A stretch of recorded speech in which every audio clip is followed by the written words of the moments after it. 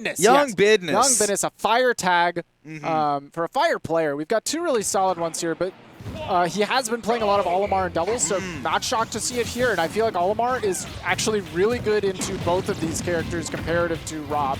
I was about to say, I feel like Rob can maybe deal with ZSS pretty well, but maybe not as much the Sheik. Olimar, I think, definitely has some pretty decent matchups against them both. Yeah, being such a small body does make it really hard for ZSS to find her hits.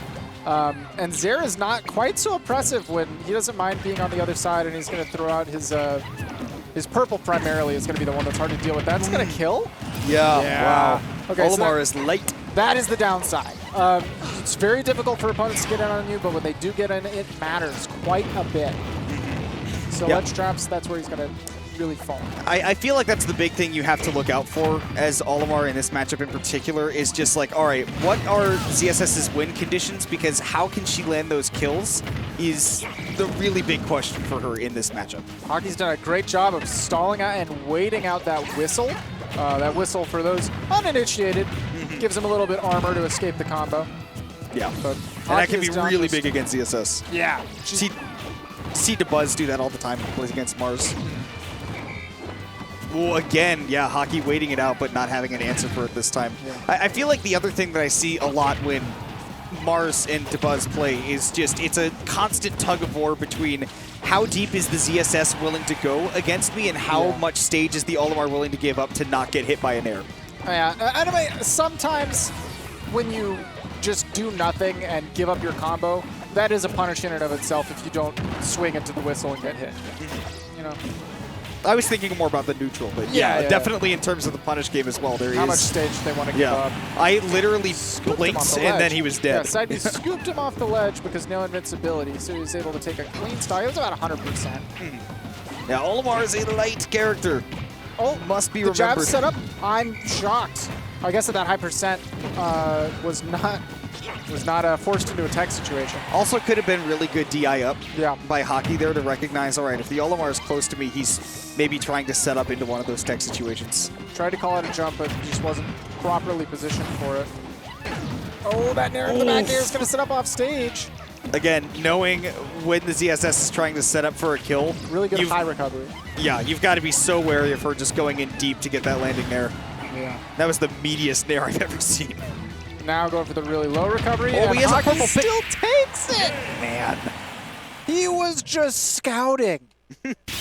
I think the reason Hakii went so low to match the Olimar too is just to know, all right, like how fast is he going up? Maybe you don't know exactly how many Pikmin he has, but once he saw the purple on there, he was like, all right, it's time to just kick this guy. Yeah, well, the thing is, if I'm not mistaken, correct me if I'm wrong, when you're Olimar, if you commit to the up special, I know that you can attack out of it, but after that, I don't think you can up B again. You're done. No, you cannot up B again. Yeah, so he just goes. You can't side. No, you can't side B after that. Once you're committed to the recovery, you're locked into a no assault until you're going back up, above the stage.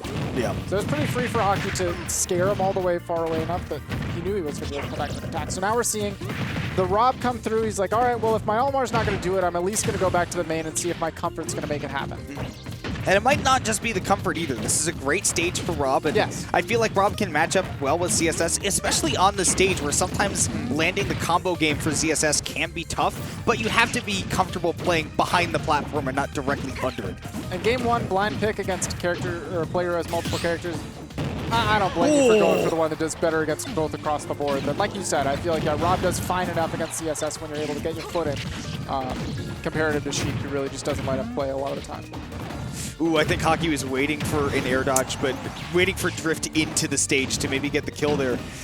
YungBidness does not want to fire back against the ZSS off stage, and I feel like Hakii's just so comfortable going off stage. He's just punishing a lot of... And maybe he'll be less comfortable now. Yeah, did not see that the gyro was in hand. I didn't. I sure didn't. I didn't know it either. But we've seen a lot of situations now where Hakii is just really tuned into what YungBidness wants to do in disadvantage.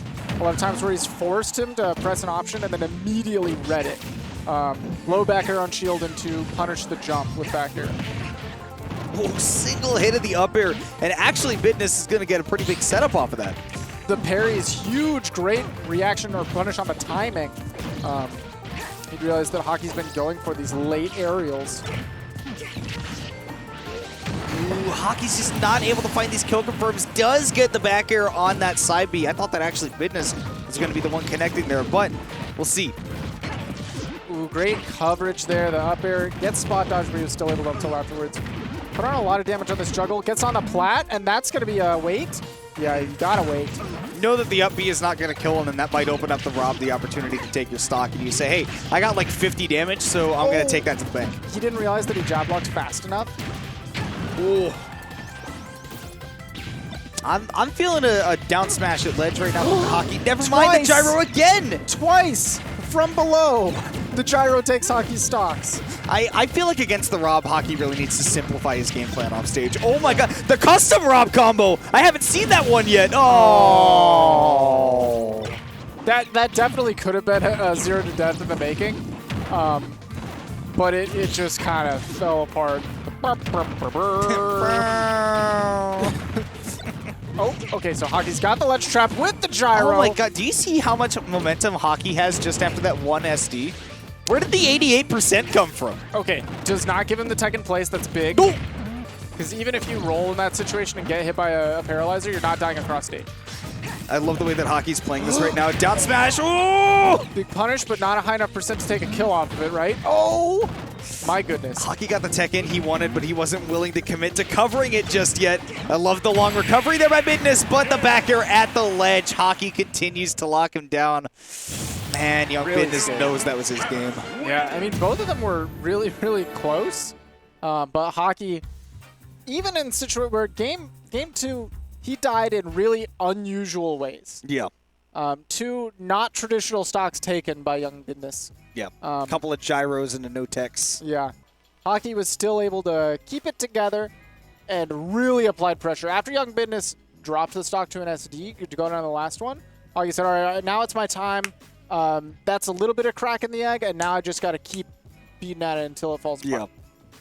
I cannot just let you recover from that, you know. Yeah. Unwarded. Took the dimensional bus for a ride on that last stock, man. Yeah. Like, again, momentum is such a funny thing, right? Where you feel like you're on top of the world and then one SD and then suddenly you're in your head and you're not playing confident anymore. Mm-hmm. And then your opponent just sort of takes the wheel. Right. Like the situation right at the end where it could have been the 0 to death, the Z drop fares, the Rob combo, could have gotten the big spin to win move. Now, I haven't seen the Z drop fair Rob combo yet. Yeah. I almost always just see the Z drop in air. Yeah. Yeah. But a little bit custom. Maybe because of that, wasn't able to seal it. Yeah. I almost feel like maybe because it was so custom, he like got into the rhythm, and then he did the fastfall forward air, and then just went, oops. Oops. Yeah. Yeah. Yeah. Direct to the bottom, blast zone. But guys, while we got a second here, we ought to tell you about one of the biggest tournaments you're never going to want to miss, Low Tide City. You all have heard of Smash and Splash before, right? Yes. You've heard of Riptide before? Yes. Low Tide City is literally the exact same kind of tournament with everything that you know and love. At the Kalahari Resort, there's going to be a water park. Resort. The Kalahari Resort. Doesn't it sound fancy, Ryan? Sounds fancy. It is fancy. It's the place I want to be. It's an amazing place to be. Not only for a Smash tournament, but for a vacation as well. We've got slots open for pretty much every game that you can think of. Make sure you book now because hotels are going super duper fast. Hotels are going super fast, and might I add, you'll 174 slots to enter in Ultimate left. So yeah, pick that up. And guys, the hotel slots are going fast too because it's a really good deal. I'll tell you this. These places are really fancy. They've got beds and couches and all of that stuff. You could reasonably, the hotel won't tell you this because of their like legal whatever, right? Yeah. But you could comfortably sit, you know, like 4 to 6 people in that room, and it's like $200 a night, I think, to book for that. Now, I want you to think about that. If you have 4 people in there, and by the way, I want to say, so every hotel room comes with 4 water park passes. Yes. So you'll be able to go to the water park and hang out with your friends as well as go to the tournament. But if you have 4 people in those in that room, right, take advantage of all 4 water park passes, and it's $200 a night. That means for each person, it's $50 a night. And I have paid more than that to stay in a Holiday Inn for a major. Yeah. So that's the wave, pun intended. Take your friends. get a nice room at the Kalahari, go to the water park. If you want to take advantage of the water park, the hotel's probably going to be the way to do it. Yeah, the hotel is definitely the best value way to do it, for sure. Because then you get to bundle. Yeah. It's really good. Yeah, so, y'all, pick that up. Get in the hotel. Get in the tournament. Low Tide City. We got big names confirmed already. MK Leo, Tweak. I know Wadi and Esam are going for sure. Yeah.